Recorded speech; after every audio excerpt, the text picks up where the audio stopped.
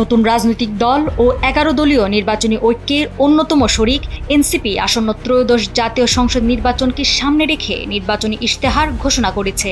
ইশতেহারের সবচেয়ে আলোচিত প্রস্তাবটি হল ভোটাধিকারের বয়স ১৮ থেকে কমিয়ে ১৬ বছরে নামিয়ে আনা।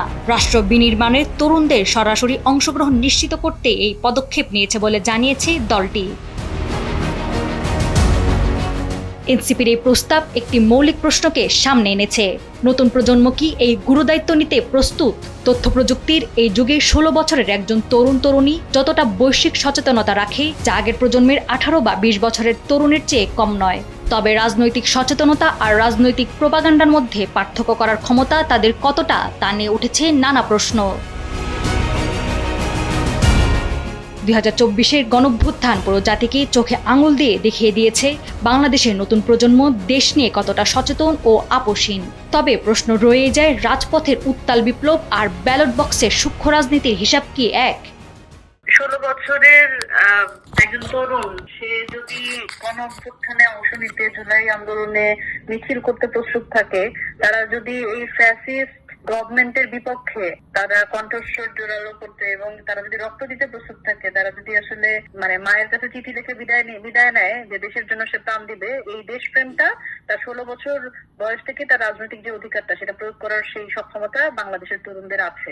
এবং দেশের এই শুধু বাংলাদেশে আমরা এটা বলতেছি, এটা নতুন শোনালেও এটা কিন্তু পৃথিবীর বিভিন্ন দেশে আছে যে 16 ইয়ার্স তারা ভোটাধিকার আছে তাদের। হ্যাঁ, এই বিষয়ে অনেক বিশ্লেষকরা বলছেন ১৬ বছর বয়সটি রাজনৈতিক সিদ্ধান্ত নেওয়ার জন্য যথেষ্ট নয়। ঢাকা বিশ্ববিদ্যালয়ের রাষ্ট্রবিজ্ঞান বিভাগের অধ্যাপক মামুন আল মোস্তফা বলেন, বাংলাদেশ শিশু আইন অনুযায়ী ১৮ বছরের নিচে সকলে শিশু হিসেবে গণ্য হবে।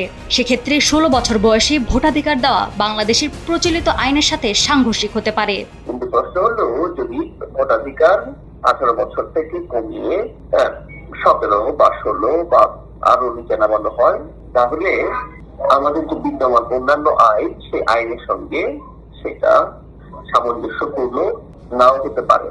যেমন আমাদের যে শিশু আইন আছে, সেই আইন অনুযায়ী ১৮ বছর কমে যে কোনো মানব সন্তান শিশু বলে গণ্য হবে।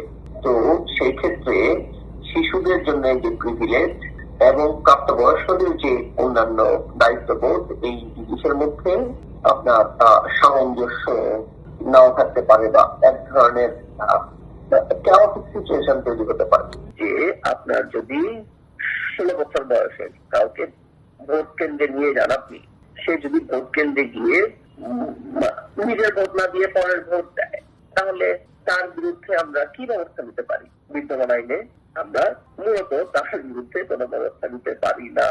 দাবি জানানো সোজা, কিন্তু এই জিনিস বাংলাদেশের বর্তমান যে আইনি কাঠামো, সেই কাঠামোর বাস্তবায়ন করা মুশকিল। এই অভিযোগের জবাবে এনসিপি নেত্রী মনিরা শারমিন বলেন, সেক্ষেত্রে তার তো আসলে আইন ভঙ্গের কিছু নাই, সে তো আর প্রার্থী না। প্রার্থী নানান ধরনের আচরণবিধি লঙ্ঘন করতে পারে, আইন ভঙ্গ করতে পারে। একজন ভোটার, সে ভোটাধিকার প্রয়োগ করবে এবং তার তো আসলে ১৮ বছর পর্যন্ত সে যে শিশু, সেটা তো ইন্টারন্যাশনালি রেকগনাইজড, তো সেটা তো থাকবে, সেটা তো অসুবিধা নাই। আর এইখানে হচ্ছে এটার সাথে কোনোভাবে কন্ট্রাডিক্ট করে বলে আমি মনে করি না। এদিকে মনোবিজ্ঞানীদের মূল দুশ্চিন্তা হলো, ভোট দেওয়া কেবল একটি বোতাম টেপা নয়, বরং দেশের আগামী ৫ বছরের ভাগ্য নির্ধারণ করা। বিশ্লেষকরা বলছেন, এই বয়সন্ধিকালীন অবস্থায় কিশোরদের ভোটের মাঠে নামালে তৈরি হতে পারে বিভিন্ন ঝুঁকি। এই বিষয়ে ঢাকা বিশ্ববিদ্যালয়ের ক্লিনিক্যাল সাইকোলজি বিভাগের অধ্যাপক কামাল উদ্দিন আহমেদ চৌধুরী বলেন, বয়সন্ধিকালের হিসাবে এই সময় আবেগীয় কিছু আচরণগত, আবেগীয়, শারীরিক অনেক ধরনের পরিবর্তন ঘটে।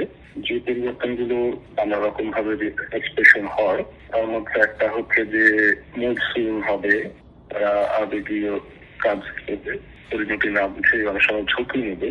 তো বয়সন্ধিকালের জন্য সেই হিসাবে সিদ্ধান্ত নিতেই পারবে না, সেটা বলা তো খুব মুশকিল, বাট এটা ঠিক সমীচীন হবে না। নাওয়ার সালসাবিল দুরদানা, সময়ের আলো।